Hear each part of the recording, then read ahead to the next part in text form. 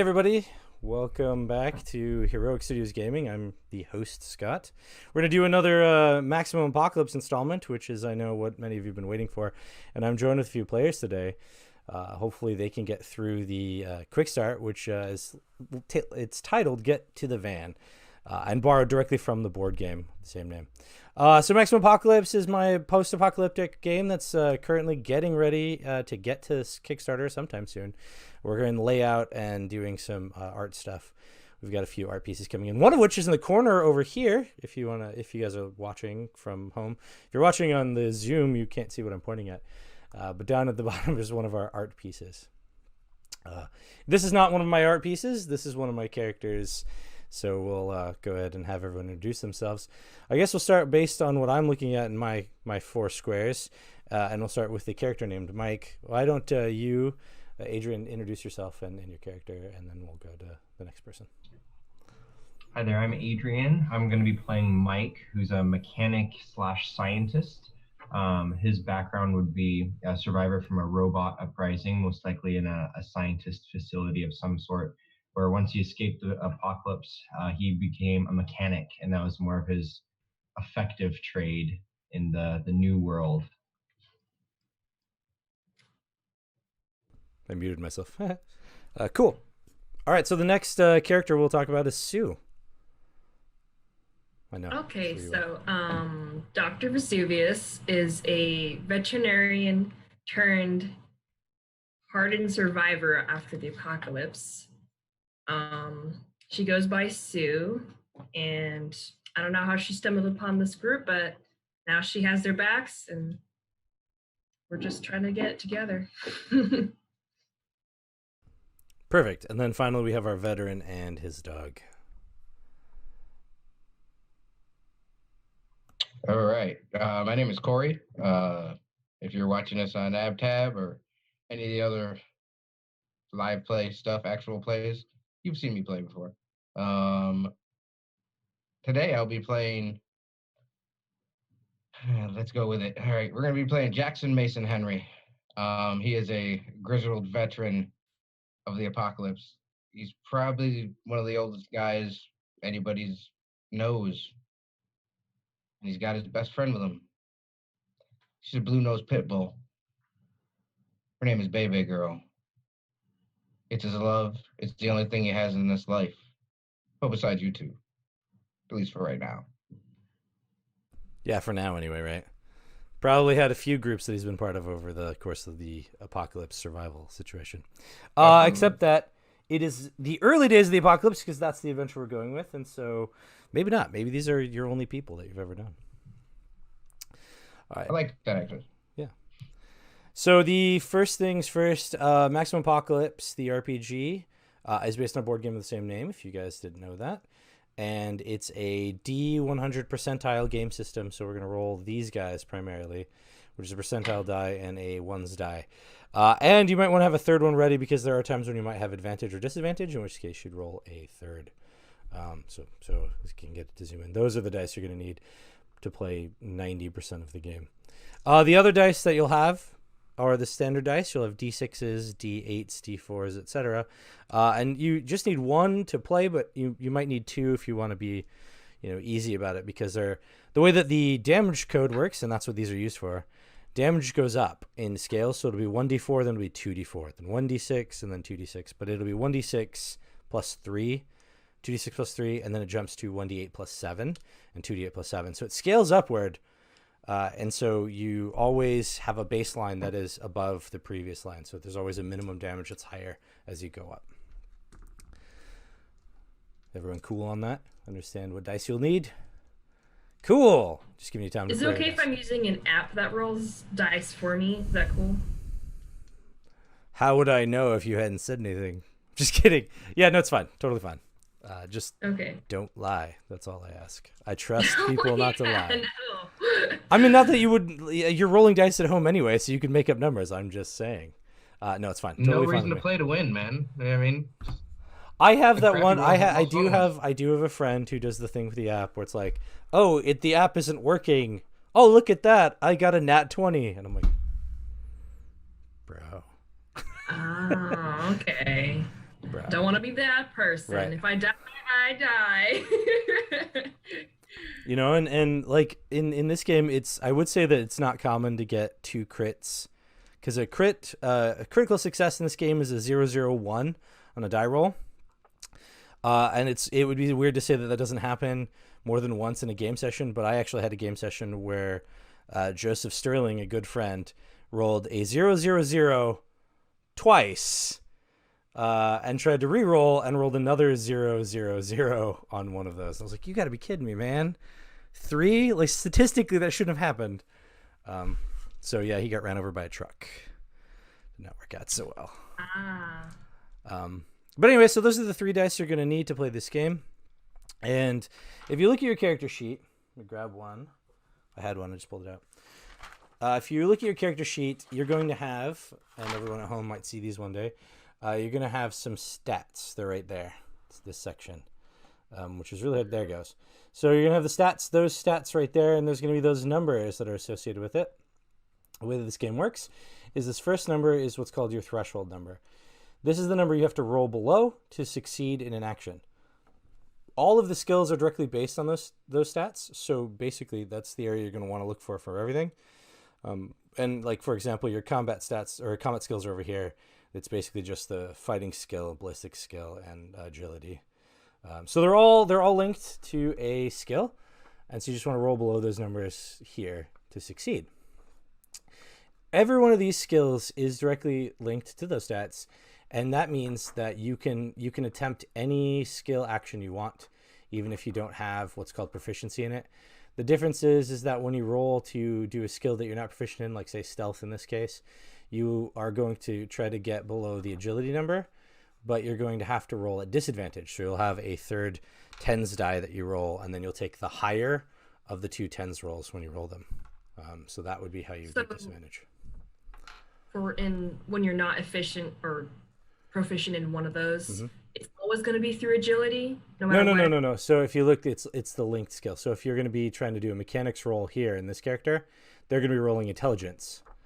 Right. But they're going to be rolling a disadvantage, right? And so that's how it works. So it's just that you roll disadvantage when you try something you're not proficient in. But like one thing to note on that is, let's see. So right here, this character has a really, really high instinct, as we can see. So really high instinct. And so they're going to say try to do navigation. So they're going to try this navigation roll, but they're going to do a disadvantage. However, they still have to roll under 80, so their chances are still pretty good that they'll succeed anyway. So that's something to know. Because not every time that you're not proficient in something doesn't mean that you're going to fail horribly. Sometimes you might be like, I mean, I already have a 90 in it, so let's see what happens. Because you might still succeed. So there's that. So everything basically relates back to that. And you have your regular skills down here, which are things like, jumping, fixing things, applying medicine, navigating, driving. But over here you have your combat skills, which are going to be things like stabbing people or, shooting guns, that kind of stuff. And to be clear, because some people asked me last time, the difference between firearms and heavy weapons is things like flamethrowers and rocket launchers, whereas firearms are any kind of like gun, so rifles and stuff. They kept thinking the shotguns and rifles fell under heavy weapons, but they don't. They fall under normal firearms. So flamethrower is what we're talking about when we say heavy weapons. Also something to note, because one of the character options in this game is a fireman who's actually, or a firefighter, which is actually a fighter with fire, not a fighter of fire. And so the heavy weapons, so the firefighter characters don't have heavy weapons. They usually, or have firearms, they have heavy weapons, because the only projectiles they're going to use are, flamethrowers and grenade launchers, that kind of stuff. So that's something to note. And then after that, the other place where you're going to look for numbers, so like your fighting stuff's up here, right? Your attack, and then over here is that damage scale I was talking about. So weapons will have a damage code like heavy, light, medium. I think everybody currently on your character sheet will have like your unarmed skill. So right here you're going to have like a punch or something. And in this case, this person has to roll a 25 to succeed, and they do this DC code or damage code is L, which is light. So they do 1d4 damage. See, it's right there, 1d4 damage when they roll. So that's how the scale system works. It's just using a letter code to indicate which of the dice roll you're going to use. The same thing happens when you're doing like repairs and stuff, which is on the back over there. So it's got a treatment code or repair code. All right. So then the other thing to note, the thing you're going to look at the most after you get past the combat stuff is this section right here. This has got your initiative, your build, your hit points, your luck, your resilience, resolve, immunity, and salvage. Salvage is the thing you would roll to like just randomly find stuff in the environment. So you're like, I'm gonna salvage this area, and you would roll this to determine what you did. Now, the thing to note here, the one thing I didn't talk about before, and I'll talk about now because it's highly important, there are 3 numbers associated with almost everything here. That's what are called different levels of success, or in this case, they're great, amazing, and then there's critical success, which is 0, 0, 1. When you roll half of the number, you did the job better than if you rolled a regular success, and if you rolled 1/4 of the number, you did a better job than if you rolled the normal success. And these are important to note because when it comes to opposed rolls, we compare the degrees of success to figure out who did a better job. It's like you're trying to punch a guy and he's trying to block it, then it's going to be the opposed, and whoever got the better degree of success wins, right? But in the case of like a salvage roll, these numbers are important again because it's not focusing. Because each degree of success means more things you found. So a regular success is 1 thing, great success is 2, and an amazing success is 3, and the critical success is 4. So that's what those numbers are used for. And then on the everything else, like in the case of like resolve and stuff, that's just for like if, for example, resilience is a perfect one. In the case of resilience, if you get shot with like a stun weapon, just getting a success does not mean you shake it off. It's not focusing in again.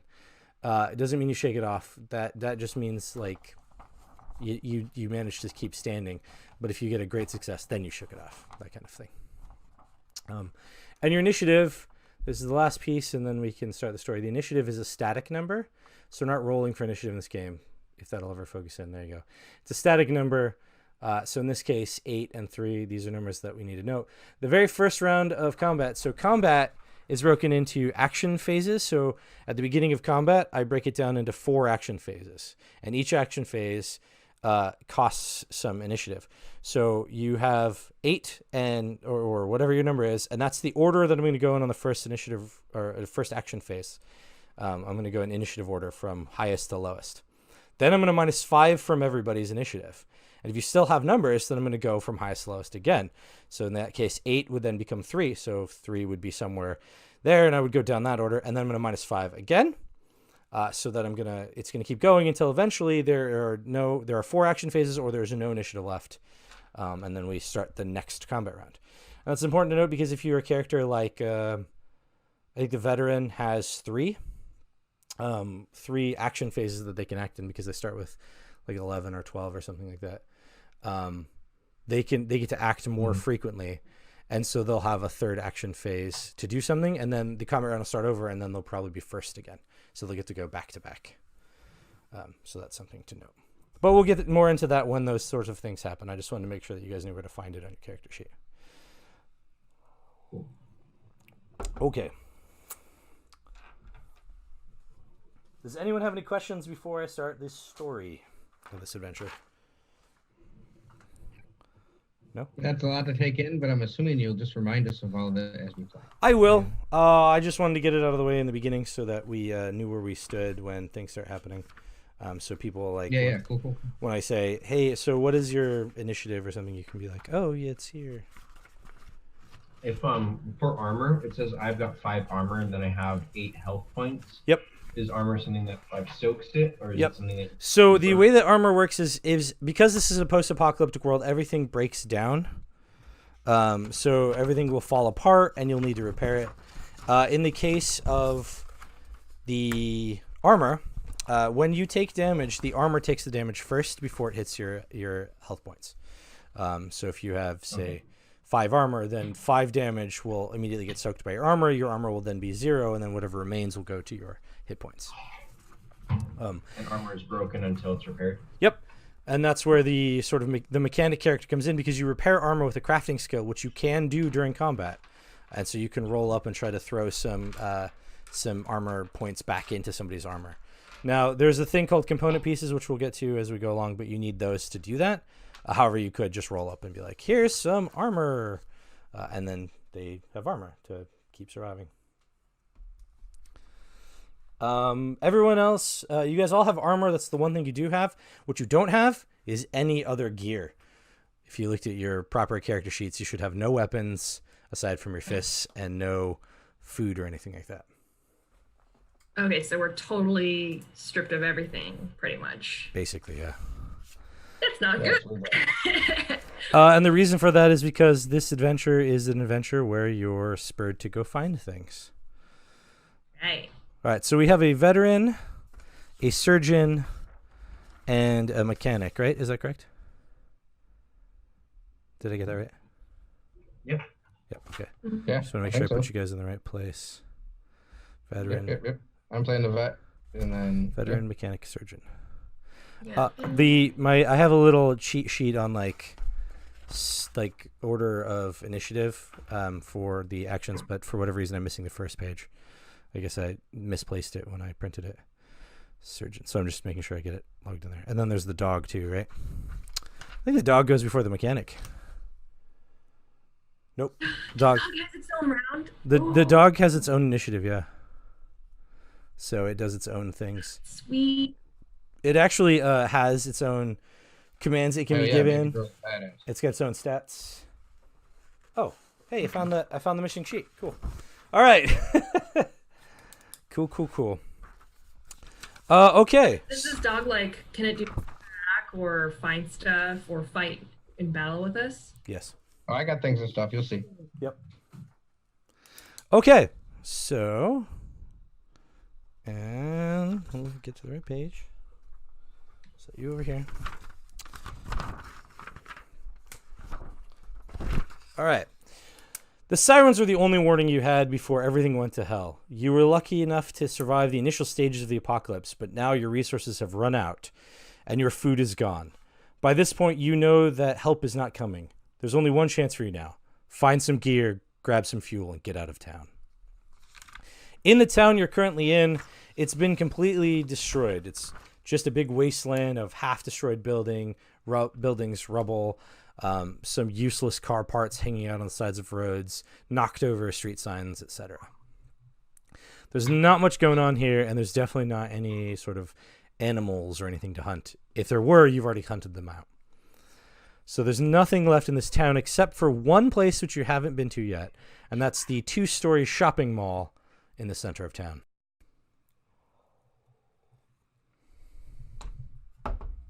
So, you are probably going to want to go there. I think people.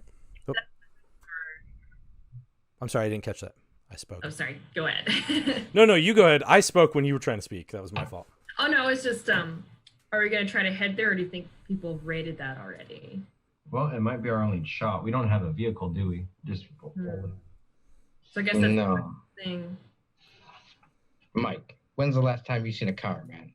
That works. It's been a bit. Yeah. You know, and it's all good. It's all good. You keep having them dreams at night, don't you? Of driving. If we can get somewhere safer, we can start fortifying, but we can't stay here. Yeah, it's that myth of that shopping center. We definitely gotta go check that out. I mean, you could be right. It could have been raided completely, or it could be full of stuff, and you guys are the first ones to think, hey, let's go to the shopping mall, because everyone else was too afraid to think he had been raided already. Could be very true. Yeah. Okay. So where does it say my gear? Oh, you have no gear. So just unarmed only. It says on my second page, armor is a woven Kelvar vest. Correct. So I do have that. one thing to note is that the descriptions of what it is basically a rough description of what it is. When I say woven Kevlar, I mean it's made of Kevlar pieces that you've woven together with, wire So it's and duct makeshift tape. armor. Yeah. But that is something that I have. Yep. Yeah, everyone has armor. I didn't want to start you guys off completely naked. They're like, oh, I've got a t-shirt and I'm fighting stuff. That's fun. Okay. Ooh, apparently I'm a biker. I've got motorcycle armor. That's cool. You're the surgeon, right? Yeah. What about you, Jackson? What are you sporting? Well, I got my old camo from back when I was in the government's army, but It's all good. And I got baby girl here. That's all the armor you need. That's actually probably the most apt statement of all. I've got the dog. Who needs armor? I've got an attack hound. Cool. Do we have any knowledge about what kind of threats we've seen in this village or this? Well, so yes, one of you survived a robot uprising, correct? And then Yeah, one that of was me. one of you survived. What was the surgeon's one again? I forget. Supernatural horrors. Oh, that's right, supernatural horrors. Yeah. I think out of the different ones, where is it? There was like one of them was vampires. Yeah, so that's the supernatural horrors. Yeah, I know it had a whole bunch of list of all the different, like, I'll just go with vampires because that's That's what I remember. It's fine. The apocalypses that have happened are like, you know, the alien invasion, the kaiju attack, the nuclear holocaust, peak oil, robot uprising, seismic cataclysm, time paradoxes, supernatural horrors, rapture, zombie apocalypse. Like, they've all kind of happened, and you're vaguely aware of that. But you have specialized knowledge of the individual apocalypses that you've survived. Does that make sense? Yeah, absolutely. Cool. Yeah, and mine is the peak oil, so Yeah. that's why he was kind of giving you a hard time. Yeah. Mad Max, man. Can't trust people. It's all shiny and chrome. So the oil apocalypse made it so we made robots which summoned vampires to exterminate the Oh hell yeah! Yeah, I mean, however you want to put it together, man. It's your narrative. That's how it went down. Maybe like my wife died in a vampire fight. I've never been the same. Weird. Oh, that was weird. Whoa. Yeah, everyone froze except me. It was very strange. Yeah, something went full robot. I was like, we were talking about the robot uprising, and then Zoom was just like, "Hey, now." About that. All right. So the interior of the shopping mall, when you finally get to it, the exterior is, like I said, just sort of mangled debris everywhere. The door is open, and the gate has been sort of half closed, but not fully closed, and so it was unlocked. But the interior of the shopping mall is a tangled mass of collapsed walkways, shattered storefronts, and electrical debris. Somebody just waved. Sorry. Yeah, sorry, I was. Oh, you were waving off screen. I was just like, you're right here. So like, if you're looking, I'm reading down right here, and your picture's right there. And so then like when you waved, it like caught my attention. I'm like, what? Are you asking a question? Sorry. Okay, so the broken glass, mangled furniture, smeared muck, broken drywall, low-hanging wires show the signs of previous looting and hinder quick movement. Smashed bullet casings, scorch marks, and blood splatters show signs of previous conflict. Looking around the mall, you find that most of the consumable goods have been taken, and the store shelves have been picked clean by previous scavengers. That doesn't mean you can't do what is called a salvage action. How many people want to try to salvage? Me. Let's find some propane. All right. So what to do your salvage, you're going to take your 2d10 or your 2d10s, right? Your d10 and your d1s, and you're going to roll them, and you're going to try to roll lower than your salvage number on your character sheet. So in this case, I rolled an 82, as you guys see there. That's what I rolled, but I don't have a character, so I'm just demonstrating. Woo! 88. Is that a success or a failure? That is a success. Really? All right. I rolled a 16. That's Does a it have success to be for low sure. or high? You need to be low. You want to roll below and the that number. is my quarter. Cool. I'm trying to find the surgeon real fast. Yeah. So the So don't I have to get over the? No, you want to get amount? under. You want to get under the number. Under. Oh, okay. Yeah. Sorry, I was totally. Right, I was like- totally the opposite. 88? I didn't know that I made a pre-made character with that high of a salvage. Yeah, no, it's fine. No, so you're gonna want to roll under. So the lower the better is how this game works. The lower your number, the better. So my salvage is 55, and I rolled a 53, so I barely found Found something. Yep. Looking for a weapon of some sort. Okay. Targeted salvaging. That's what that's called when you're looking for a specific item, and in this case, a weapon. Or you could just be salvaging, in which case you find stuff. Just random stuff. I would be looking for Now. something like a weapon. There is one more thing I should clarify, and we can choose this as your option now. When you're salvaging, you can choose to find items, or you can choose to find the things that are called component pieces. Component pieces are what everything in the universe is made out of. Everything has a component piece, including the humans, which is why the aliens are hunting you. And what you do is you use component pieces to build and repair and fix and make things. So if you have component pieces, you can make a crafting roll or a mechanics roll to repair or make stuff. So if you wanted to, you could actually be looking for component pieces instead. How do you want to play that? Okay, good. I would do that then. Okay. So in that case, because you had a success, you would roll 1d4 to figure out how many component pieces you found. 4. 4. That's a great number. Let me get to the gear. There we go. Because 4 is enough to make some of the basic weapons. So you could take time now to roll a crafting roll to make any kind of the sort of melee weapons. The guns are going to require a little bit more than that, like 6 or better. But you could say make a bat or a folding knife or things like that. Because here's the deal.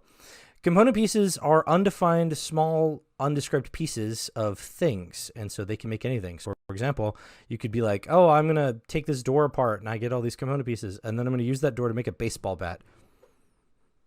Like, logic doesn't quite follow, but that's because this game is free to create stuff that freely.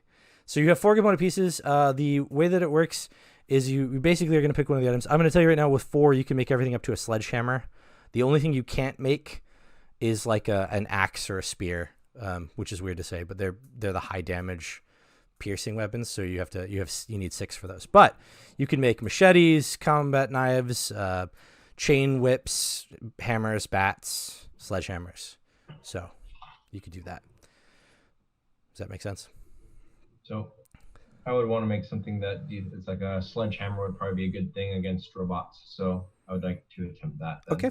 So you're just going to make a crafting roll, and all you need is a success. So I got a 0-0 on the 10s die and a 9 on the... That's an amazing success, I'm going to guess, because you got a 0-0-9, so a 9 on your roll. So you managed to craft it while these guys are salvaging and continuing to look around. And I'll get to the amazing success now that we've done that. So you made a sledgehammer, so you now have a sledgehammer. Cool. The damage code for that, I just turned the page. The damage code for a sledgehammer is H. So you're going to use, it uses the clubs skill. So that's the number you're going to be basing your attack off of. And you're going to be doing H damage, which is a 1d6 plus 3. Unless you're the mechanic, which you are, aren't you? So if you gain a weapon and you're not proficient in that, like my only proficient skill is ballistic. But if I got like a club, like Adrian did, I would have to go. How would that work? So your only proficiency is in firearms, right? Yeah. So you would still be able to make an attack roll based on the fighting skill, right? The stat fighting skill. So you'd still make that roll, but you just do it at disadvantage. Okay. Okay, so it's just the same, just with disadvantage. Okay. Yep. So you can pick up any piece of random debris and swing it at something. You just do it at disadvantage if you're not. And that's when you roll twice and you take the lower number. Correct. The higher number in this case, yeah. I guess in this case, sorry, I'm used to Dungeons and Dragons. As we all are. Yep. Yeah, that's exactly right. That's exactly right. Everything's right back where it was supposed to be. I just don't know if the stream stopped or not. It's still streaming, presumably. Well, I guess that'll look weird on the video later, or the video. We'll see what happens. But anyway, yeah. So are you recording it at the same time, Scott? Yeah, it's streaming at the same time. So. Oh, it looks like you said internet issues. Yeah, that's apparently what's going on over here. Or I am. No, I think you it's guys me. Hear me? Yeah, I can hear you. Yeah. Okay. It's telling me my internet connection is unstable. So it's me. Oh no, Scott! I think you are lagging like crazy, dude. Yeah, it's me. Yeah, because we could hear, all the three of us could hear each other fine. Yeah, it's me. Great. Okay, well. Well, do you want to? I mean, let's keep going while we can. You know Yeah. what I mean? Like, All right, so yeah, you can do actions with Baby Girl. I was just giving you guys the options to scavenge right now to salvage well, the area. I think that I can do this though. With that, with Baby Girl, I can. What is meaning on smell and salvage special stat rolls? What does that mean? Has So advantage on advantage tracking on salvage skill special stat and rolls? Salvage special. That's Yeah. that right. So on salvage special Yeah. stat rolls, so in this case, the if you use Baby Girl to help you salvage, you get advantage on your salvage rolls. Does that make sense? So then, okay, so we would definitely be doing that because that's a thing that she and I do all the time. Yeah. So then I just roll another D10 to see if I. Yeah. Okay. I mean, last time you got an amazing success anyway, but let's see if you did any better than that. Yeah. No, I gotta. So should that be the 100 die? I mean, the double number die or the single number die? It would be the double number die. Okay. Cool. That's a 50 on that die. So. Yeah, so it was still an amazing success. Yeah. So, All right, so the first thing you found, because you found 3 items, right? First thing you found. Yeah. Yeah, because you got amazing success. So the first thing you found was 2 energy drinks. Energy drinks are items that you might want to keep track of. They give you it's +5 to your initiative for 3 combat rounds after you drink them. So you slam it at the beginning of a combat, you get +5 to initiative for 3 whole rounds, not initiative passes, but whole rounds. Wow. Yep. Then the next thing you found was some toilet paper. The best discovery ever. He is the shit. Ha. Toilet paper. So here's the thing to note. Everything has a component piece, so you could break things down into component pieces and then use them to build stuff. But it also has like intrinsic things that it does, and it can also be used for whatever creative issue or idea you come up with, like turning it into paper mache or something like that. But toilet paper grants you advantage on charm rolls for 5 hours every time you decrease it by 1 CP. The total amount of CP of toilet paper is 10. Hey guys, I got this toilet paper. It's just not as smelly. Don't you? Pants off anybody, I guess. And then the other thing you find is a 500 milliliter bottle of isopropyl alcohol. Oh.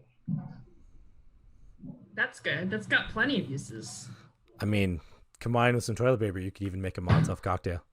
I guess so. Or a candle. That's good. Yeah. I say we drink it. Or you could shrink it. I mean, I don't think it would work out quite as well as like actual like containers of distilled spirits, Or you use but it probably to like disinfect wounds and stuff. I don't know. yeah. So its Yeah, primary all the- purpose. Tons of reasons. Yeah, there's tons of things you can use stuff for, but the primary purpose of isopropyl alcohol is has a lot to do with that. It gives you advantage on medicine skill rolls when you reduce it by 1 CP. It can also be ignited and cause fire damage, etc. But the total number of CP for that for isopropyl alcohol is 8. It has 8 CP. What does CP stand for? Component pieces. Oh. Yeah. Right. I know. I'm using code words. Component pieces, what CP is. And there's also another number. It's called CX. It's complex parts. Now, that's actually listed on the back of your character sheet. And it's upside down. Wait, no, it was right side up. It's over in that area right there. So that's how you keep track of how much you have. There are different qualities too, but that's something that doesn't come into play yet. It's sort of deeper rules. But essentially, CP and CX are component pieces and then complex parts. A complex part is just like a CP, except that it's made of 4 component pieces as one unusable unit. The perfect example of that is a bullet, like a round of ammunition, right? A round of ammunition has 4 parts to it, but by itself, it's just sitting there inert and doesn't do anything. But when you put it into a gun, it suddenly becomes an active thing. So that's what complex parts are. So they're just an amalgam of stuff that don't do anything as they sit there until you put them into things. Cool. Right. Makes So sense. that's some salvage. So after Jackson finds the things, he's running through and he finds the energy drinks, hands 1 to each of us. There's only 2. So I have 1. So I thought there was 3. No, that's 2. Did I say 3? If I said 3, fine. I thought Then you there's said 3. That's fine. Then there's 3. Okay. Yeah, I'm sorry. No, it's all good. That's all good. If I said it wrong, it's fine. he hands one to each of his friends, and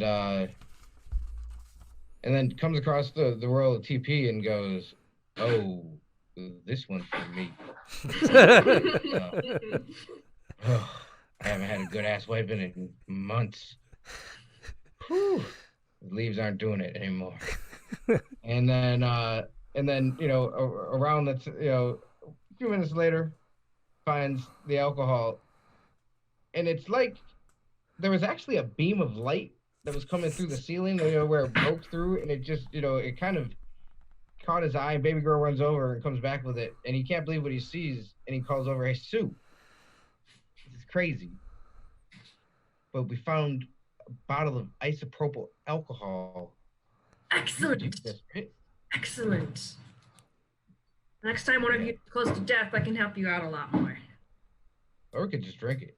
I don't think that would go very well for your insides, but go for it if you want to. Might go good for my brain, though, baby. But yeah, let's move on. Okay. Kind of like to send baby girl in a little bit, like we've done with some of the other buildings. Let her do a little scouting. Let us know if there's anything sad. Okay. So baby girl sniffs around and doesn't seem to react to anything. Nothing outside the ordinary. Though she does stop, and sniff the blood marks and some of the muck and things that are around on the walls and floors. There's a whole lot of debris because Was it fresh blood or old blood? It's old blood. Everything is old blood. And the one thing to note is that there was a second floor, right? There is a second floor. But most of it is caved down and is just sort of littering the first floor promenade. So there's not a lot of second floor walkways. So it's just kind of like there are still stores up there, but most of that whole promenade is gone, that whole second floor. So you're walking around looking at all this stuff, so and this very much looks like. Sorry. No, go ahead. Just to get it in my head correctly. So basically, this does look like the classic 80s style double-decker mall that was all over the country. Yes. You know what I mean? Where there was one row of shops all on the bottom and the second row, so on and so forth. And so there'd be big courtyards. There'd have been all that, right? Correct. Okay. Cool. Sorry, I just want to make sure I have the image right. Yeah. So there is.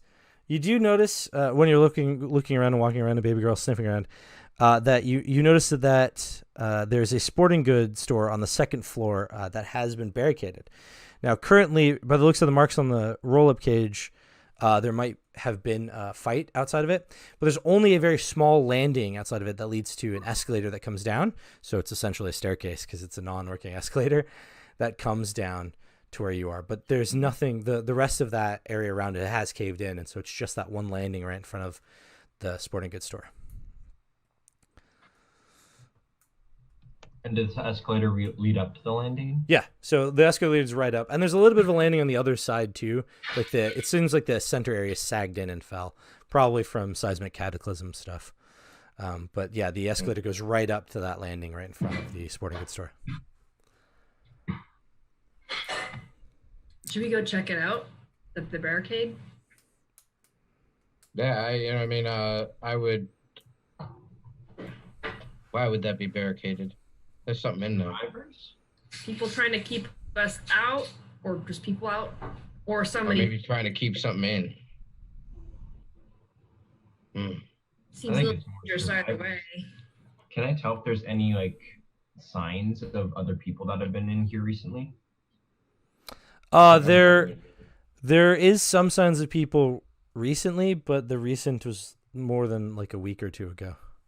No real signs. A big dash. Yeah. Could I roll a tracking roll for baby girl so I have advantage on that? Yep, go for it. Yeah. So that would be her. So I guess it's tracking, which, if I remember correctly, right. is So an 65. instinct. Yeah.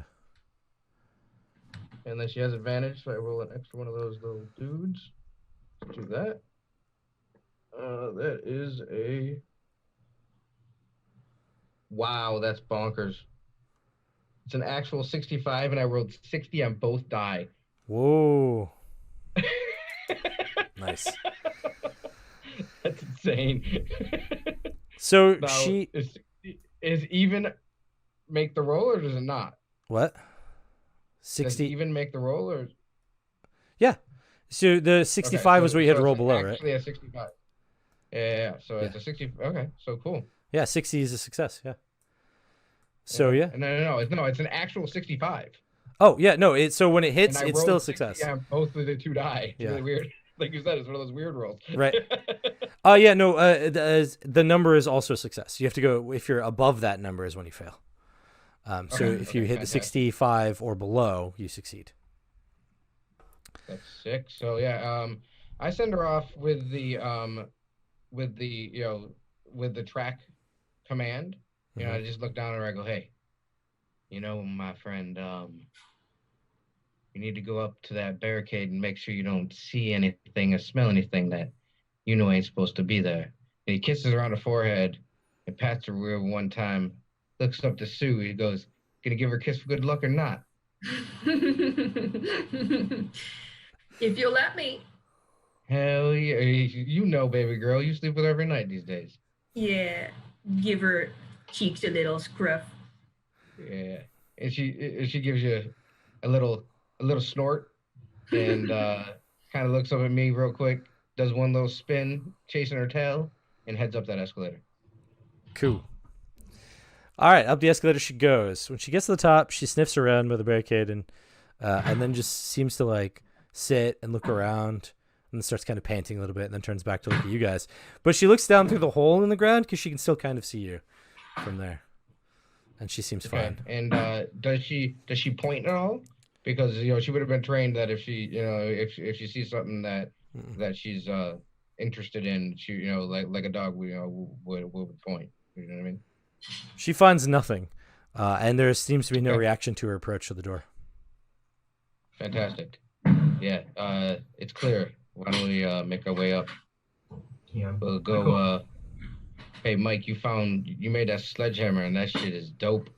So why don't you go first, and we'll put the dock in the middle like usual. A way through, see if there's any way into the sporting goods store. Try to look inside. Okay. So you get up to the top of the escalator, and when you get there, you see that the scorch marks definitely look like somebody has tried to defend it from the inside. It's definitely something that they fought for from inside, but who or why they did that, you're not sure because no one responds to your approach. It does appear to be some items inside on the shelf, the type for long-term survival. So now there are two ways to get past, or a couple of ways to get past this barricade. Sorry, what? Hold on. We'll get him. It's so weird. We'll just let him know what happened. Yeah, I noticed that. I noticed it. Yeah, Scott. Yeah, I gotta figure out what's going on with my internet. Real bad. So when you started, the last thing that I heard, I don't know about the other two, was that you started to describe the barricade, maybe. Yeah, so the barricade is just a roll-up cage door. You said there was no one around. We didn't notice anything like that, and then because you have moved in it. Man, I have no idea what's going on with my computer right now.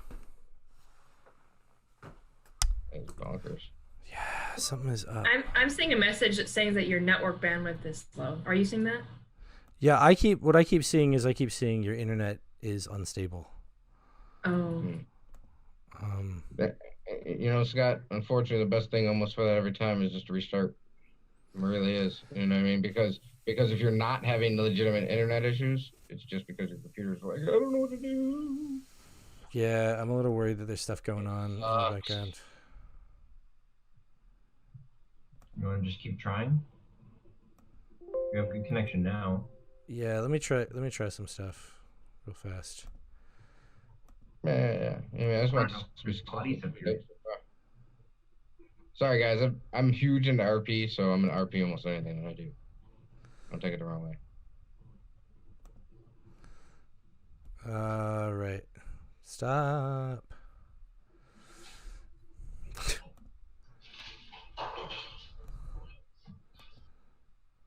There isn't anything like weird running in the background or anything, right? That's what I'm trying to figure out, because my computer did just do like an update, and so I have a feeling that there are some programs that I normally have shut down in the background that have reopened themselves. I did notice that for whatever reason my auto OneDrive thing was on again, which I hate, and so I think it was trying to do updates with that. OneDrive is a pain in the butt. So I just closed a few things that I didn't expect to be open in the background, so that might be what part of the problem is. Okay, hopefully we can get through this. All right, so basically, it's been solid right now. What? It's been solid right now. Yeah, okay. So basically it's just a roll-up cage door that's been dropped down, and then there's scorch marks and like broken glass from the inside. You can get past the barricade via several different means, one of which includes like beating it down with a hammer. That is an option. But if you didn't want to go that route because you recognize that that's going to make a ton of noise and perhaps do something else, you can also try to pick it. There's just a standard lock on the floor. You try to pick the lock using just random debris stuff. You don't need like a lock pick set or anything like that. You can just try to pick it using a lock pick skill. Or you can try to take it apart with your mechanics skill. Or you can try to disable it, just disassemble the cage itself with a crafting or science skill. Or you can try to lift it open and just snap the lock in the process. Those are the options that you have. Were there any bodies on the floor? There are no bodies on the floor. Okay. No one let the bodies hit the floor. There. But we haven't seen a soul, not even an animal in this. Correct. building. You've seen nothing, not even ants.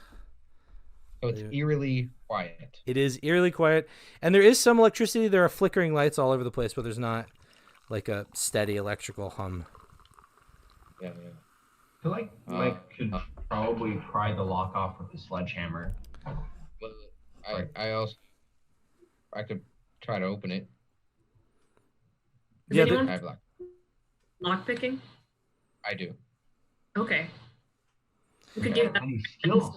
I find something new about you every day. Yeah, it's can't show your whole hand there, Mike. Where did you pick that up? Exactly. So yeah. He Back he when he goes worked for down the government. and he definitely tries to pick that lock. Yeah, you can pick that lock. So you don't need any tools. You just need to roll. Because you can just say, like, I grabbed a piece of random debris on the ground that isn't even worth a component piece level. Just a random piece of debris, and I use that as a tool. Yeah. So I'm a 55. So we'll see what happens. Ooh. That's a 0-0 with an 8. So. Nice. Now, to be clear, if you did have a lockpick set, you would get advantage on that roll. But you rolled a 0-0-8, so it doesn't even matter. You're just like, oh, it's like this. And it unlocks. Yeah. Mike's not impressed. I was just gonna smash it. Yeah. The Hulk's been dead for years, my friend. The who? So slow down. Just yeah, kidding. yeah, exactly. So slow down and help me pick up this door there, Mike. And we try to roll the door up after being unlocked. Okay. The roll-up door is not super heavy. You can just, lift it up. It does make a lot of noise, though, as it does, because it hasn't been greased in the process. Yeah, Yeah. good. Do you want to go? Where that first, happens, you kind of look around a little bit. Mike then just shoves it up really fast. Rattles. Whoa! So it just makes a bunch of noise. Clang! Gets to the top. You gotta do it like a garage door. You gotta give it your all.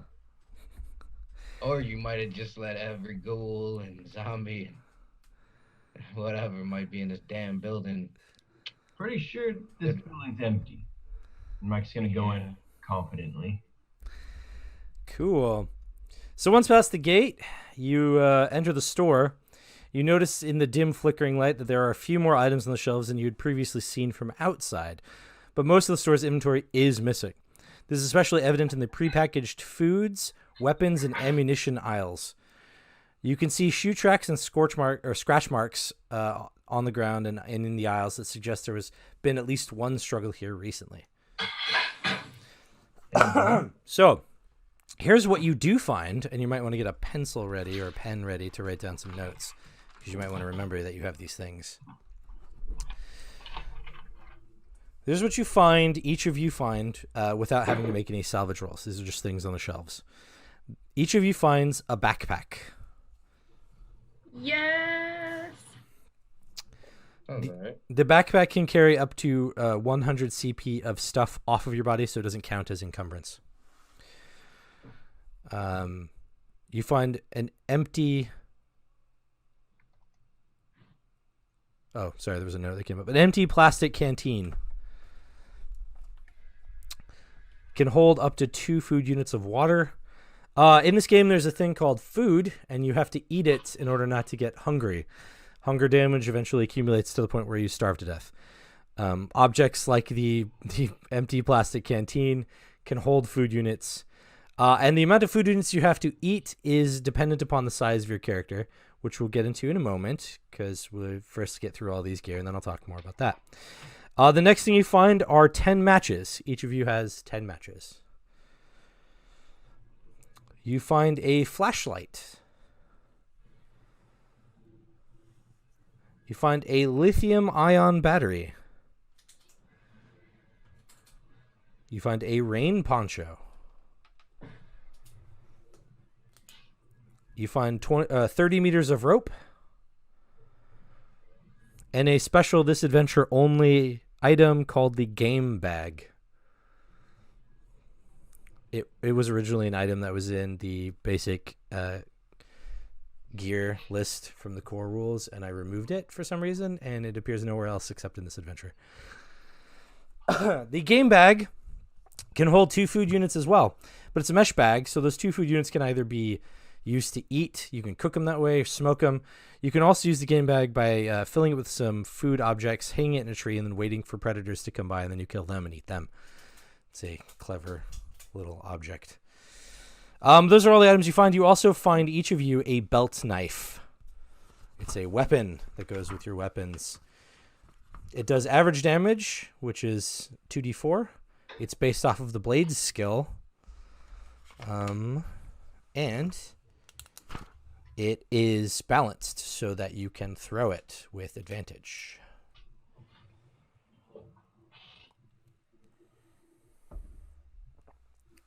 You call it a belt knife? Belt knife. So I don't have any fighting skills in blades. Okay. So does an advantage get nullified? Well, so throwing is not necessarily a blade skill. So throwing is an action that everybody can do. It's just based off of your agility. It is the one combat action that everyone has proficiency in, essentially. It's just a combat action that you can take. So you can throw objects, but you can't throw, like, lassoing stuff. That's a wrangle skill. But if you just want to say throw a rock to a place or throw a knife at something, it's just agility. So you would get advantage on your agility. Actually, as a melee weapon. If you wanted to try to stab somebody with it, then you have disadvantage. Okay, and then would it be like a strength, or what would my DC be? Because I don't have any numbers in my No. So that's your okay. So when you said DC, you meant what your success threshold, essentially, right? Yes. Yeah. So it's based off of your fighting skill. So you look at your stats and you look for fighting skill. It's one of the stats. So you have ballistic skill and fighting skill down here at the bottom. Oh, gotcha. Yeah, it's right there. So you base it off fighting skill. Oh, okay. Yeah. So in this game, fighting skill and ballistic skill are a stat that you have. They're not like a, thing that floats out there that everyone has fighting skill and ballistic skill. Everyone has something in it, but it's just a stat that you possess. Okay. Yeah. And you said it was average damage, right? Average damage, which is 2d4. But here's where we get into the thing about the sledgehammer and the blade. The size of your character does affect that, because this is where we talk about food as well. So your character has a build number. That build number is going to be between 0 and 150. This is based on the size of characters. So on the back of your character sheet, there is this section that talks about sizes. It's right here. It's under the food stuff. Get in closer. It's right there. Come on, focus. Mhm. Focus. It doesn't want to focus. But it's right here, so it's below all this stuff. And what it says is, it says on it, small, average, big, large, and bulky. These are based on your build number. If you have a number between 0 and 49, which is what I believe the mechanic has, you are a small character. What it means is that your melee weapons, the damage code for them decreases by 1. So in your case, the belt knife, which is average, which is A, decreases to light. So you do 1d4 damage with the belt knife instead of 2d4 damage with the belt knife. Same thing with sledgehammer. The sledgehammer is H, but because you are a small person, it's average 2d4. Does that make sense? Okay. Yep. And then average, there's no modification to your damage code. You have to eat 2 food units, and if you're big, if you're big, then it's +1, 3, etc. Got it? Cool. Did you guys follow? Does it say on my sheet if I'm what's Yeah, what so build? back on the front side, there's this thing called build right here. It'll give you a number. Oh, okay. And that's the number for your build. That's based off of the combination of your fortitude and your strength. Okay, so mine's 0, so I'm small. Wait, 0? Right? No. Well, it says DC mod 0, but it says 50 on the left. 50. So 50 is your build. So you're an average sized character. Okay. And then your DC mod is 0. Yeah. So that means you don't modify, like if you have a sledgehammer or something, you don't modify the damage up. This is mostly to note if you're small, because then you modify it down. Yeah. And if you're big, you modify it up, right? So like the fireman character, the pre-made character gets a +1, and so the sledgehammer goes up to massive, and they do 2d6 + 3 with it. That kind of thing. But they also have to eat more. They also have to eat more, which is a big thing. And then now that we're here too, you also might want to note your special abilities, because you may have some related to the gear that you possess. So that's something to note, which we didn't cover before. The main deal with that is that the surgeon, for example, when you're healing someone, you get to you push up the treatment code for like the healing you do, and with the isopropyl alcohol, you give yourself advantage. So that's something to note. So you do a really good job of healing people, essentially. Okay. So yeah. So you're gonna, if you have to heal anyone, you can just like do advantage and stuff. Now, does anyone want to roll salvage, or are you just gonna move on? Yeah, I'd like to hit it up again. Me and Baby Girl and look around. Cool. So yeah. By the way, the only one that I could find is pink. What's that? So my backpack that I found is pink. Okay. Pink Absolutely. backpack. Yeah. Does it have like any cool kid colors on it or anything, like Dora the Explorer? It's a Dora backpack. Yeah. Neat. Okay, I got a 39 for salvage. Okay. And that's under 65. Cool. So... That's a success. All right, I got a 24 for salvage, which is a 4.5. A great success. I got an 87. So I didn't. Failure. Okay. So for the success, I'm particularly looking for a weapon in here. Got it. Okay. So, go over here. So I'm gonna go. Oh, actually, the adventure has. I wrote out a little chart about what you find. You're particularly looking for a weapon, you say? Mm-hmm. Okay. You find a 38 revolver missing one component piece to be functional. So it just needs a component piece added to it, and then it can be a functional 38 revolver. Was that what you were looking for? Or did you want to find like a sledgehammer? No. I'd kind of like to find a bow if there was one that existed. That'd be kind of cool. There's not one in this area, or at least that you could find. Yeah, that's what he's looking for, but he sees the 38 and is happy with it. Now, did you want option 1, 2, or 3 for your second item? Here, we'll make that random. Let's see. That is a 2. 2. You find uncooked ramen noodles. Just one set. It's one food unit worth of uncooked ramen noodles. Yeah. Okay. So, with the success, do you want options 1, 2, or 3? 1. Okay. You find a leather jacket in a closet. A leather jacket is 2 armor points. I know you're already wearing a jacket, but it's fine. You can stack armor like that. It's weird. Does anybody else need that? I have 4 armor with mine already. I got 6. I'm good. Yeah, Okay. no, just get the hobo going and throw it on. Yeah. Also, Okay. you could also, interestingly, tear it apart with a crafting skill and then use those as component pieces. That would be 6 component pieces you could get from it.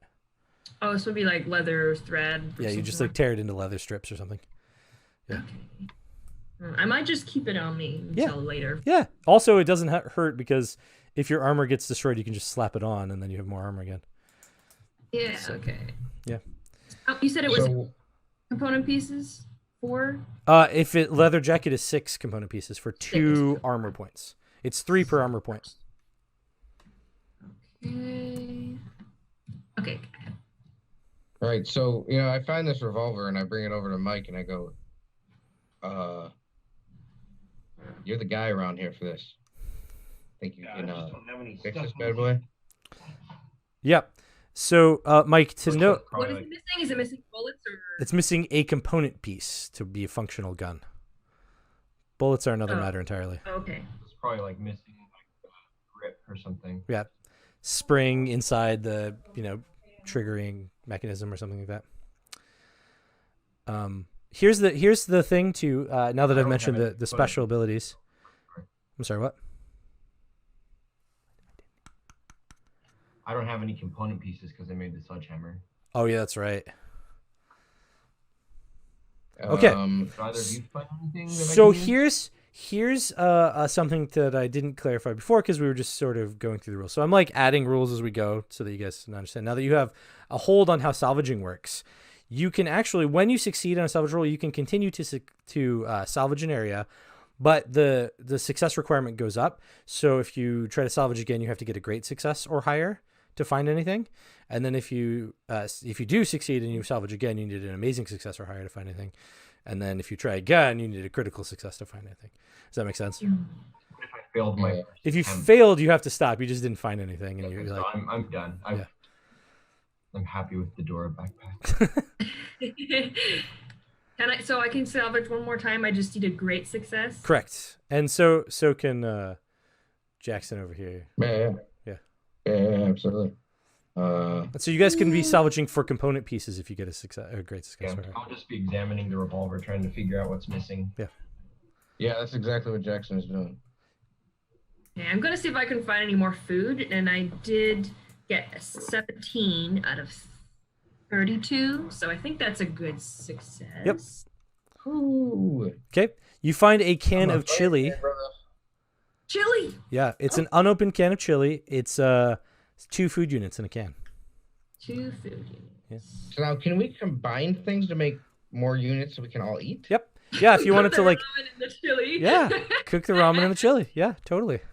Yeah. Chili So ramen. that would be 3 units. Yeah, that'd be And 3. We could eat a unit that we, the amount of units we need to make it so we. Okay, got it. I love this. God, this is dope. But I can't lie to you on this, brother. I rolled a 19, Is that but I a have success? 16 on salvage. Oh no. So it's still well, no, but no, it's 65. So then this one would be 32.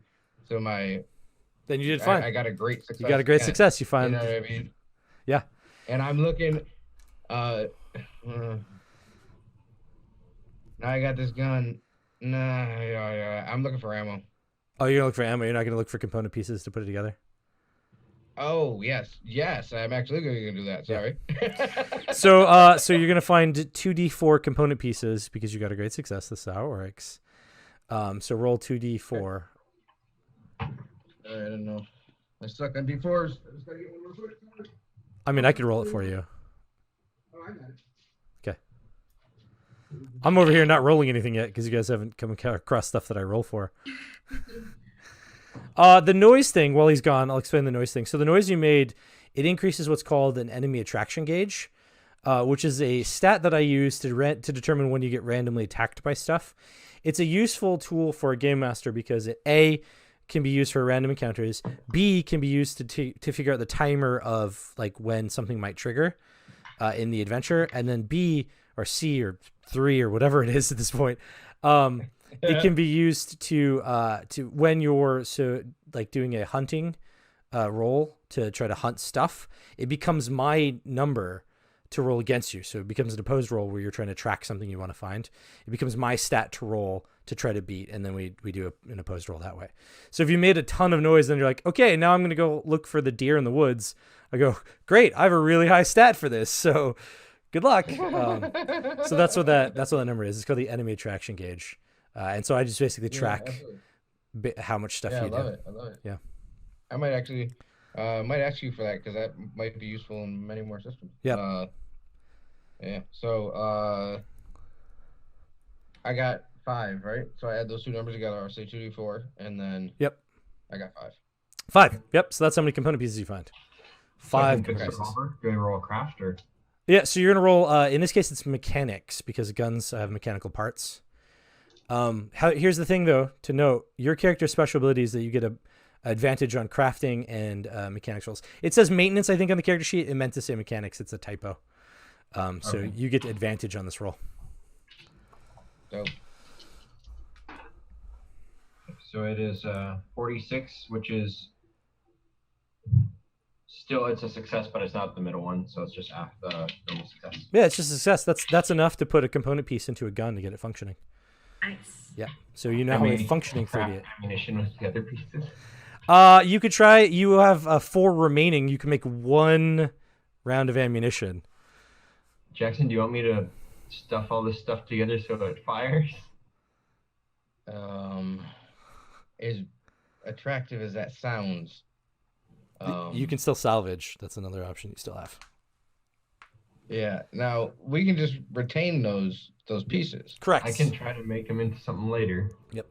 Yeah. Why don't you hold on to this for now, and then if we really need it, we might make one of those ammo. Yeah. Snub nose. Sure, and take the weight back, and I give you the 38.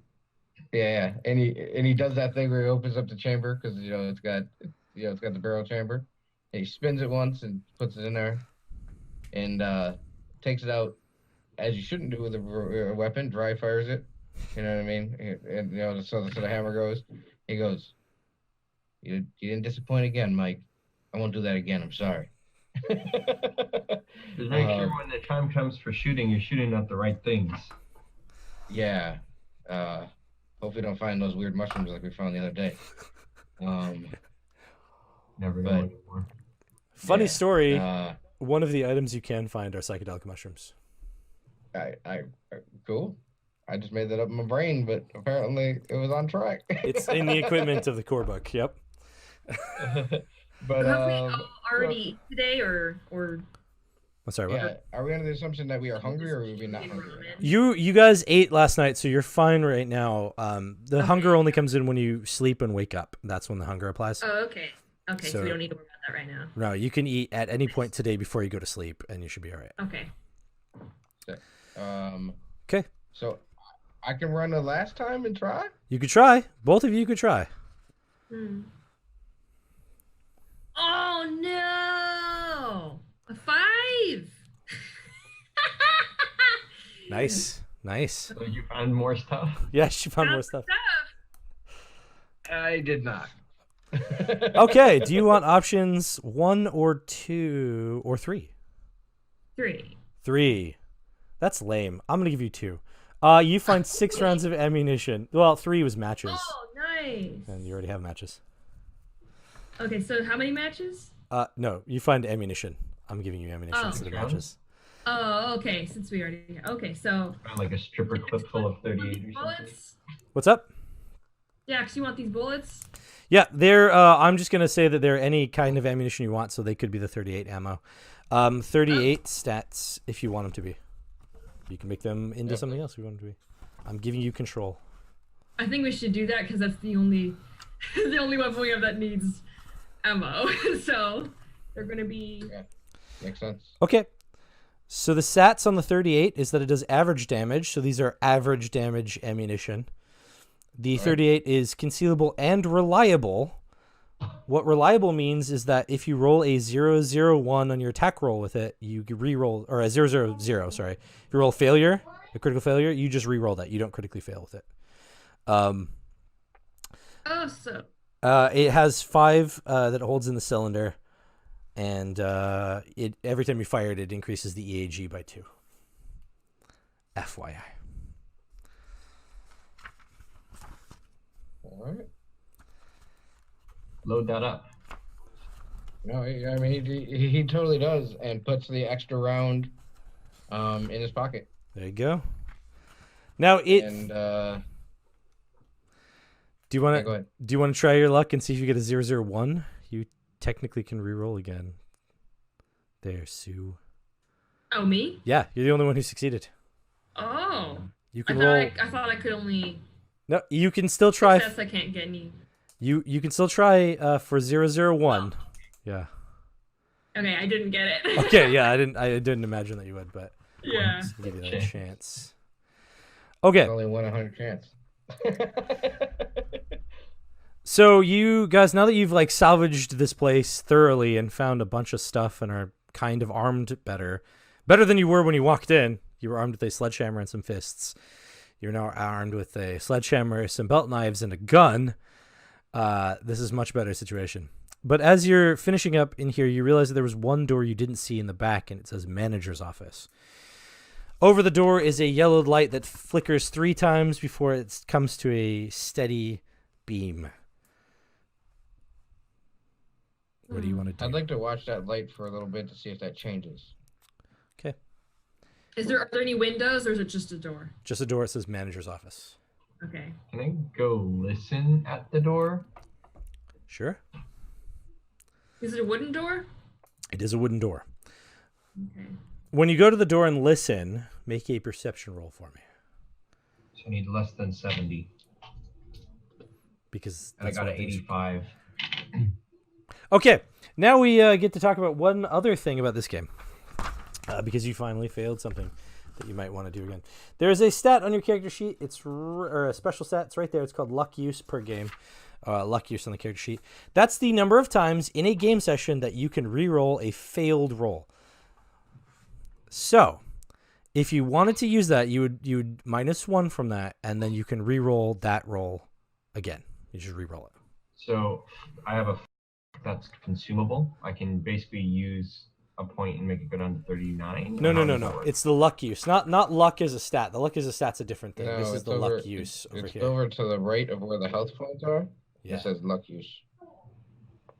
It's Oh, essentially luck use. Oh, okay. it's essentially your luck divided by 10. Yeah. Okay. Yeah. So you can burn one of those. I kind of actually don't want to. Okay, that's fine. That's fine. Empty. Yeah, when Mike gets over there and stares at a door like he's done one too many times, he's like, "We got this, there, buddy. It's all right." And can I roll perception of the Yeah. door Yeah, with for sure. you know what I mean with the little lady? I'm gonna use her because she gets advantage on tracking and all that kind of stuff. Yeah. Is this tracking or is No, this would be perception. This is different than It's tracking. just But straight she's perception? smelling, right? You want her Okay, to smell? Yeah. So I mean, she can sniff, and it'll. Yeah, I'll give it to you. Yeah, you get advantage on your perception because she might smell something. Yeah. Okay. So then perception, I missed it. Where'd it go? I seen it just a second ago. There It's it under- is. yeah, All right, it's- 65.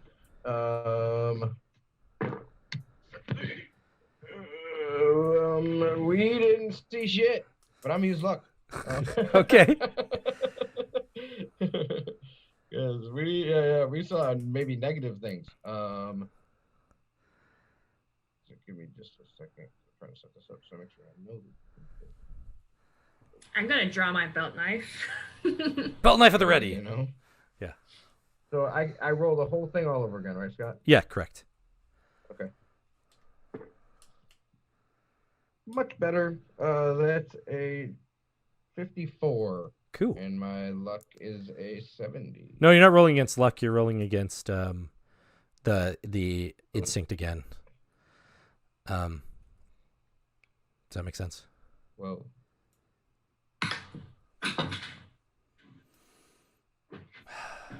Did you There hear you that? go. Did you hear that?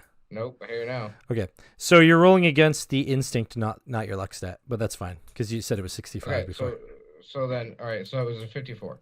Yeah, so you succeeded. Yeah. Okay. Yeah. Yeah. So the luck stat is used for various different things. In the veteran's case, there's a few benefits like initiative where it comes in quite nicely. Okay. So that's why. And then having that luck use per game, you have like 7 uses. So I do. yeah, you're like, I I can I reroll. And that's the benefit of the veteran. That's sort of where your veteran is like, no, I'm just too good for that. And you reroll stuff. You're like, no, I didn't fail. What are you talking about? I'm too angry to fail. So there you go. All right, cool. So you succeed. So you hear nothing, but baby girl definitely alerts you that there's something on the other side of the door. It's a smell thing, and she like sniffs and like shakes her head a few times. Like, yeah, she's pointing at the door, sitting down. Yep. Looking up at me, sitting down. I'm like, ooh. Yep. So I think I should go in the door first. I have a psychic power. It's called premonition, and I'm unable to be attacked with stealth attack. I always have dodge, so I think I should go in first. That's cool. But you're the one that doesn't have a weapon, so. I have a knife. But I mean, what does dodge mean in this instance? So what dodge is? It's when a combat occurs, a person attacks, and a defender gets to take a defensive action. Dodge is one of those defensive actions. It's, again, on the character sheets down here. So it's an active response. So every single combat situation, you can dodge or you can parry depending on what the situation is, right? And you see what the skills are related to that. So a dodge is just an agility plus instinct roll, and it's just like a stat that you have, and you can dodge out of the way. Okay. A parry is using one of your skills, the Blades Brawler clubs, to redirect the attack. And then full dodge and riposte are essentially advanced versions of that take some initiative away to do them. So you'd sacrifice initiative in the combat. So in this case, what it means is that when something sneaks up on you, there's a chance that you get surprised. In your case with a premonition, you're like, that didn't surprise me. I still get to make dodge rolls and stuff, right?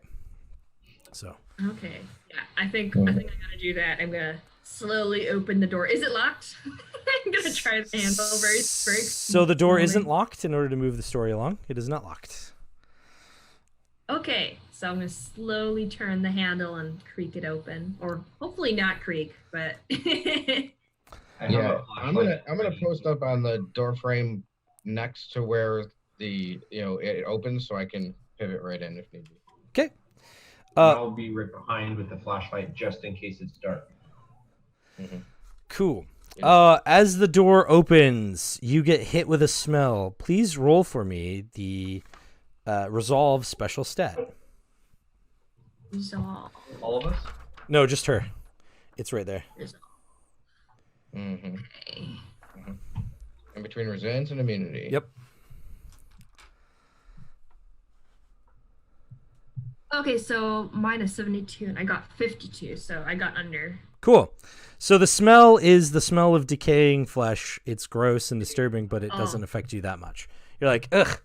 Okay. Where's the doctor? There's dead things The here. doctor is not the first time she's heard that. Exactly. And that's why her resolve is so high. Yeah. So what you see is a body sitting at a desk. The manager, as you know, based on the name badge pinned above the sporting goods store logo on her shirt, sits in a chair behind a particle board desk. Her head is rolled back and the flesh is peeling from the meat. It doesn't look like she's been here long, but the smell of decay indicates something entirely different. Around here are stacks of hoarded MREs and boxes of ammunition.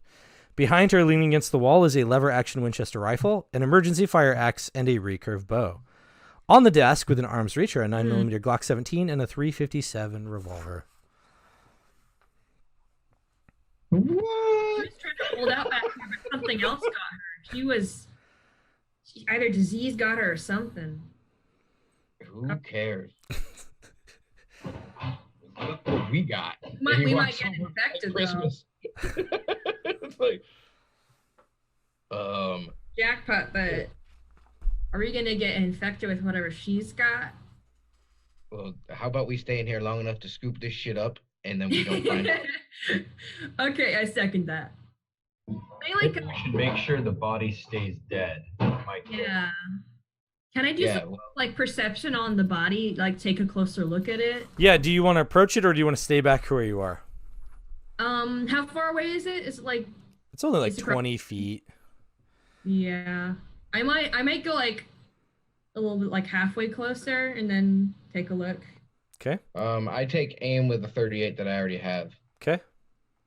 Okay. So roll your perception for me, Okay. which for you is a ridiculously high number, if I remember correctly. Yeah, I've got some pretty good stuff here. So I rolled a 70, which is a success. Yeah, because your number is like 80 or something like that. Yeah, it's like 85, Yeah. which is pretty good. Really good.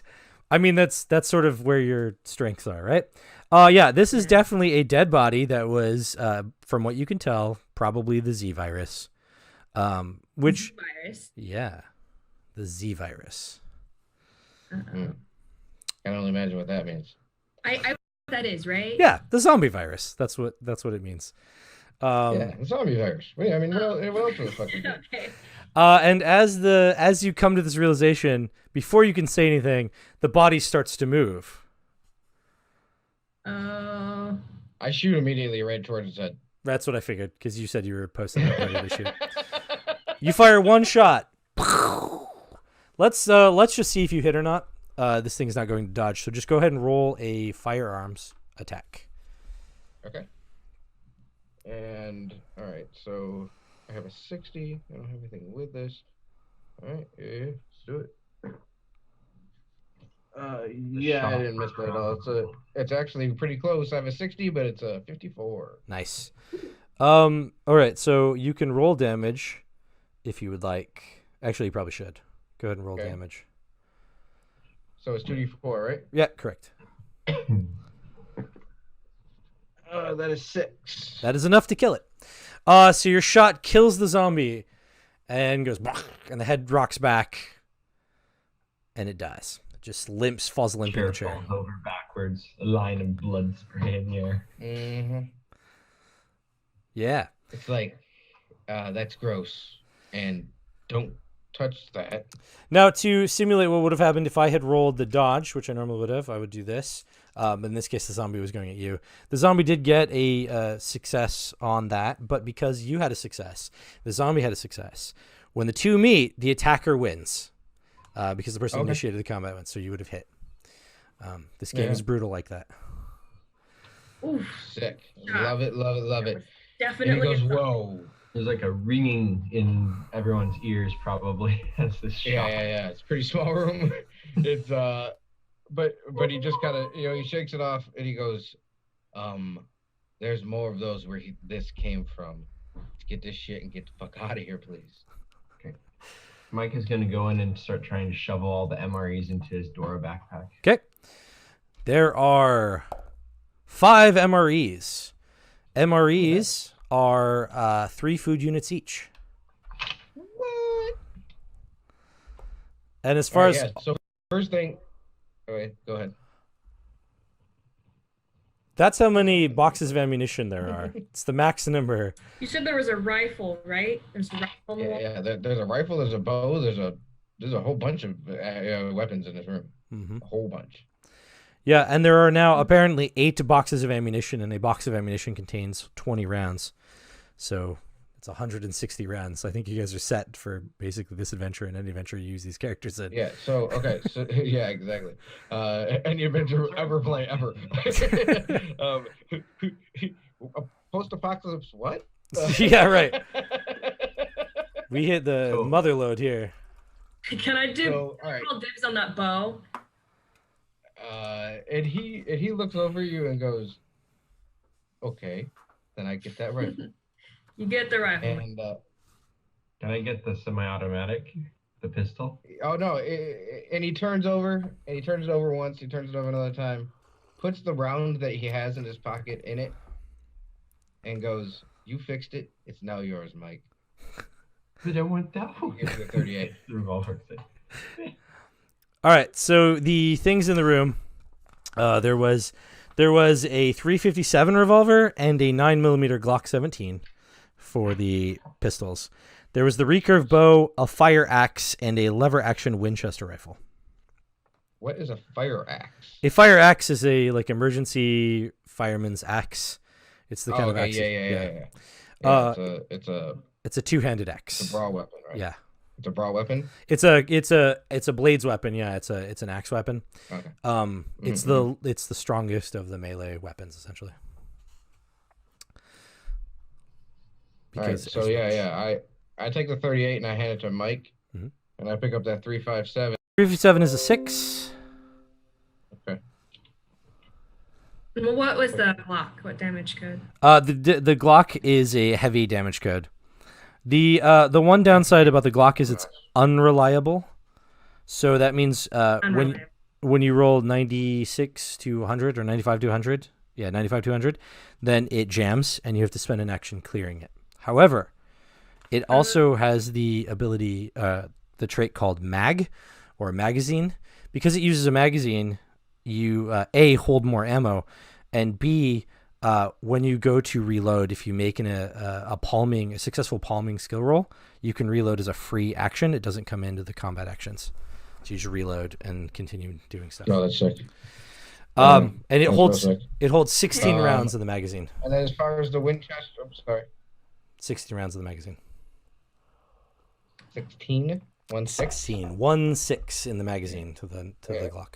And then the Winchester's reliable, and it's clearly not concealable. The Winchester's actually unreliable because of the mechanisms. Yeah.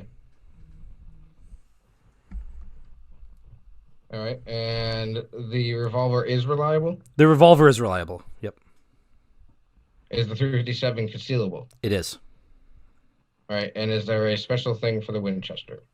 No, it's just unreliable. It is unreliable? Yeah. Very good. Okay, cool.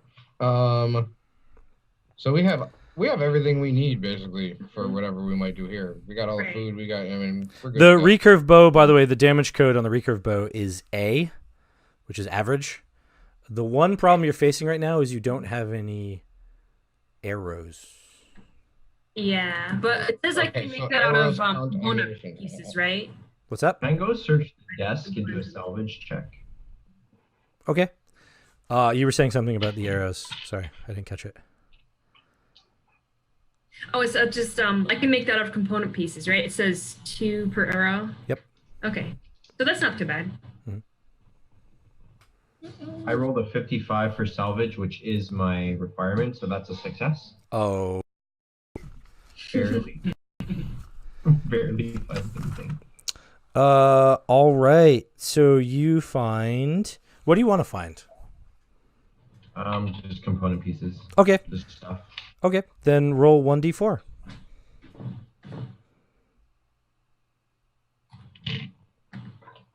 Two. That's how many component pieces you find. You can roll again. Okay, so you now have 6, because you had 4 before. Yep. You can continue to look for more component pieces if you want to.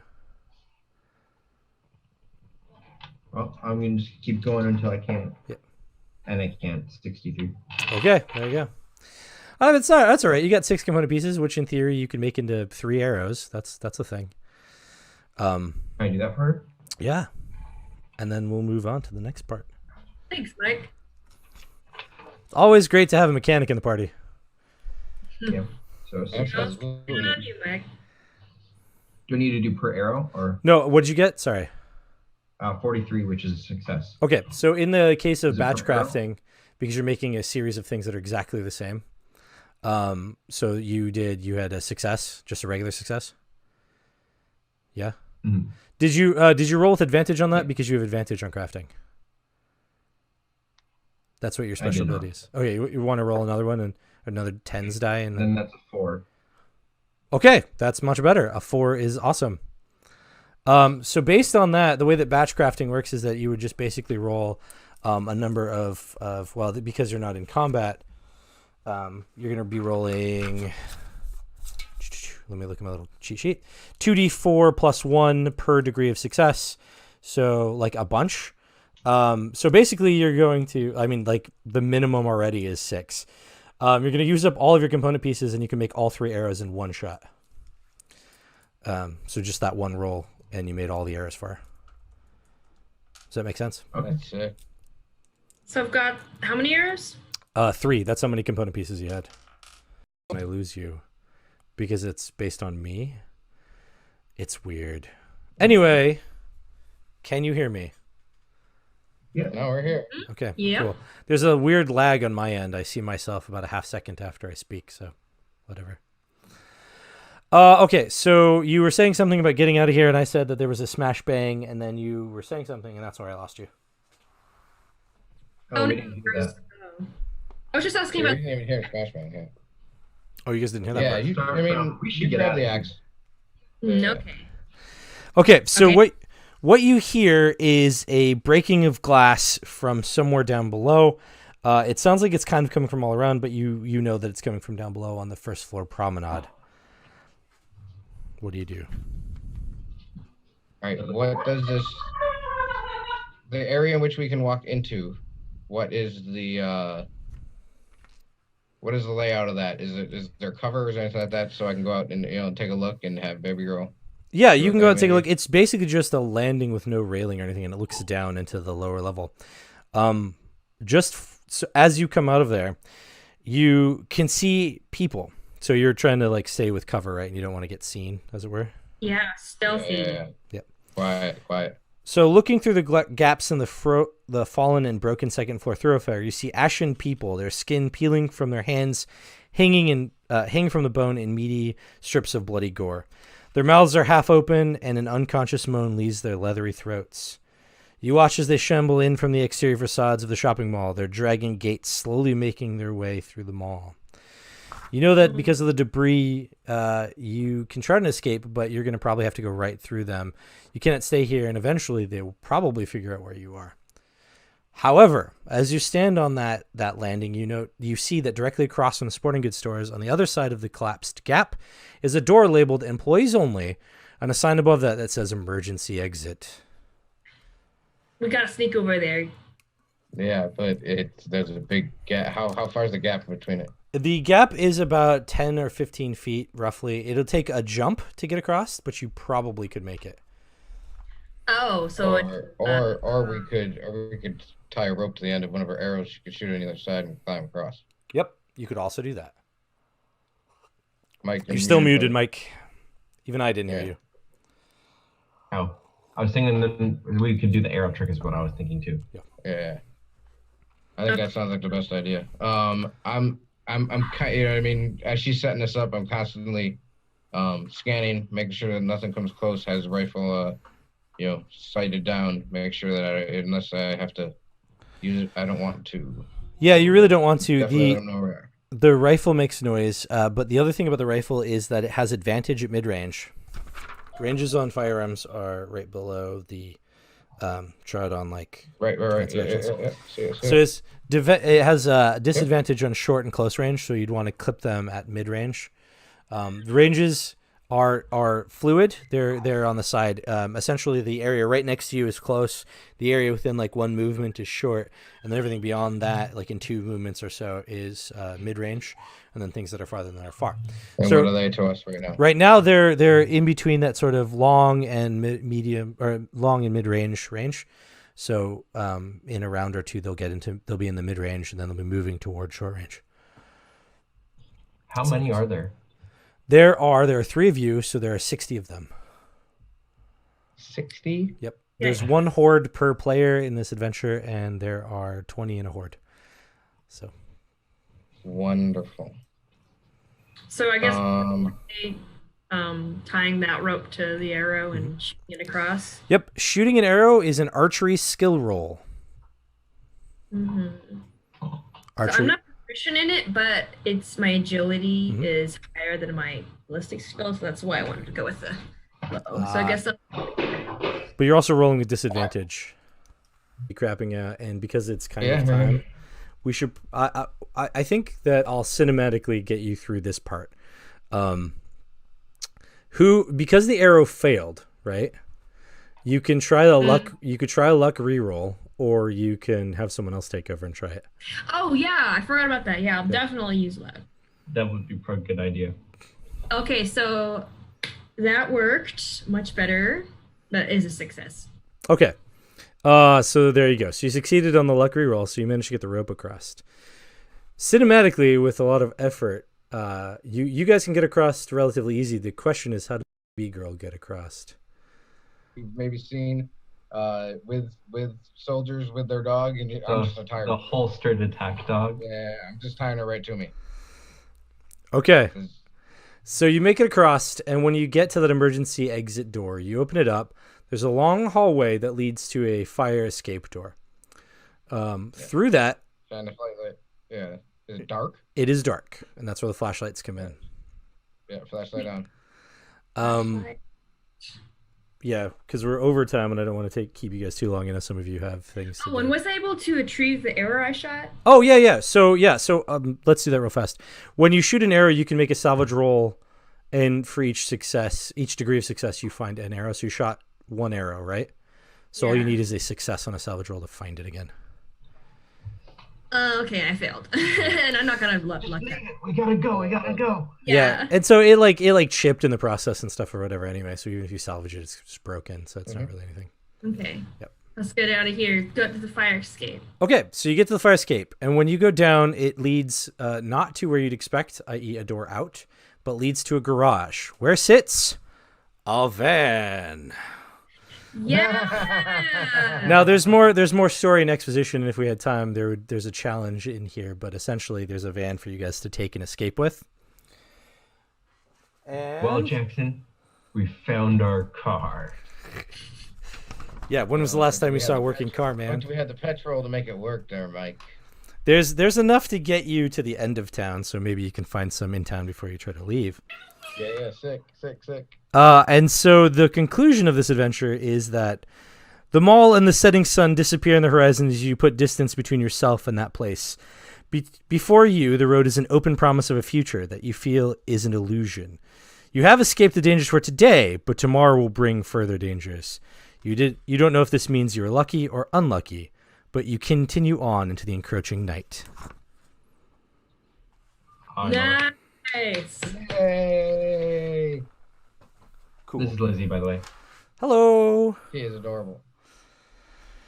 Okay, so that's the Quickstart adventure. There is more to that. Like there are some mutant rats in the garage. There's also like some cameras and stuff in that hallway. There's like a room with cameras and has energy drinks, but you already found them. And then there's an optional ending to. So those are the two optional endings go along with that. But that, in a nutshell, is Maximum Apocalypse, the RPG. That's awesome.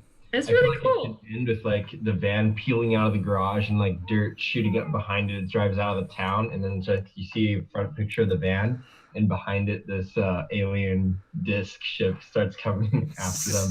Yep. And then it fades out. Sick. Yeah, and the one thing, because you guys didn't really get into a combat, the one thing that also is something to note is that when you're in combat, you get two actions, and so you can like move and shoot or like do a skill action, that kind of stuff. And if you have like multi-attack, you can attack twice, but otherwise you're doing skill actions. The gunslinger you can do things like take aim, and this is the one thing to really note. If you take aim, you get advantage, but you can also do like called shots, which give you disadvantage, and you increase the amount of damage you do. So that scale of damage can go up based on your make in a combat round. You guys really didn't get into that too. You know what I mean? It'd be really fun to play over a long form because you'd be able to use all that crunch. Last. Yeah, at least a 3-part. That would be fun. Yeah. And it's usually designed for 4-hour adventures, but when I was at Origins, nobody wanted to play in the 4 hours. So I found that the Quickstart and like the Hunt were very popular at Origins, and so that's why I've been primarily running those to introduce people to the system. When's the Kickstarter gonna launch, do you think? That's a good question. That question is actually not a question that I have the ability to answer at the moment. It's because I'm working with Rock Commander Games, who made the board game. The Kickstarter is kind of dependent on their schedule, and they just finished a Kickstarter, so we won't be discussing Maximum Apocalypse Kickstarter until November or next year in like February. So that's what we're talking about. So that would be, it's on the table, but we still have a lot more to go before they're ready to launch it. Mm-hmm. But otherwise, you can follow along with me. And now that you guys have finished this adventure, I can send you all the link to like the quick start rules and the Quickstart adventure and some character sheets and stuff. So you can get Cool, see man. more of it. I'll definitely take it. All right. Yeah, this is Maybe, yeah, I mean, I'll have to read it over so I get it proficient. Maybe I'll show it to my playgroup. It'll be cool. I would, and in that, and right now, if you did that, I would appreciate it and like get feedback on like how easy it is to understand for new people, trying to teach new people, that kind of thing, because that's definitely something I need to know. Absolutely. Do you think you'll be running more of these like in the future? I Or are you will trying be. to I will do be. it There's actually Fine. one tomorrow night. That's full right now, but I have another one, and so I'll run more too in the future as well. Yeah.